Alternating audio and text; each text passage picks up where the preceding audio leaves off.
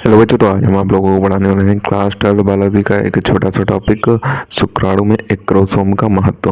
तो कई बार एग्जाम में पूछा जा सकता है, जब आपका एग्जाम थोड़ा सा टफ आएगा तो ये टॉपिक पूछा जा सकता है, तो ये 1 नंबर में पूछा जाएगा।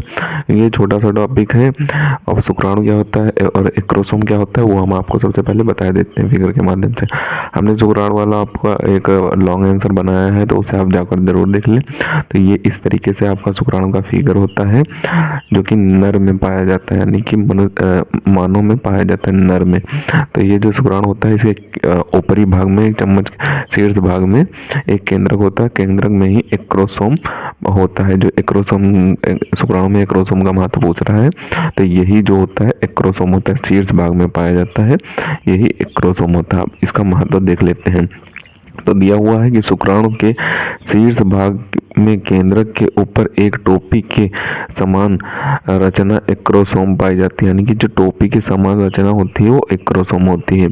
इससे स्रावित हाइल्यूरोनिडेज एंजाइम मादा अंडाणु के बाहर उपस्थित द्वितीय भित्ति को भेदने का कार्य करती है, यानी कि जो मादा अंडाणु होता है उसमें जो बाहरी परत होती है, द्वितीय भित्ति होती है, उसे भेदने का कार्य करता है, यानी कि उसको तोड़कर अंदर जाने का कार्य करता है, अंडाणु के अंदर जाने का कार्य करता है, जिससे शुक्राणु अंडाणु में प्रवेश करके उसे निषेचित कर सके। यानी कि जो शुक्राणु होता है वो अंडाणु में प्रवेश करके उसे निषेचित कर सके, ताकि भ्रूण बनने की प्रक्रिया संपन्न स्टार्ट हो सके।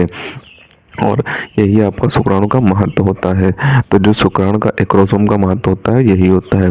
अब हम आपको एक बार शुक्राणु का एक्रोसोम फिर से दिखा देते हैं। तो ये जो शीर्ष भाग होता है, हमने आपको बताया था, तो जो शीर्ष भाग होता है इसमें ऊपर की तरफ एक टोपी की आकार की संरचना पाई जाती है, उसी में एक्रोसोम, केंद्र के पास एक्रोसोम पाया जाता है। तो यही था आपका एक्रोसोम वाला टॉपिक, मोस्ट इंपॉर्टेंट टॉपिक है, कई बार एग्जाम में पूछा जा चुका है, इस बार भी इसके आने के चांसेस हैं। तो इसे आप अच्छे तरीके से तैयार कर लें। सबसे पहले आप इसका स्क्रीनशॉट कर लें, और इसे आप अच्छे तरीके से तैयार कर लें। तो मिलते हैं किसी नए वीडियो में नए टॉपिक के साथ, तब तक के लिए धन्यवाद। और अगर अभी तक आपने हमारे चैनल को सब्सक्राइब नहीं किया तो प्लीज़ सब्सक्राइब जरूर कर लें, क्योंकि हम इसी तरीके से क्लास 12 से रिलेटेड इंपॉर्टेंट टॉपिक पर वीडियो डालते रहते हैं।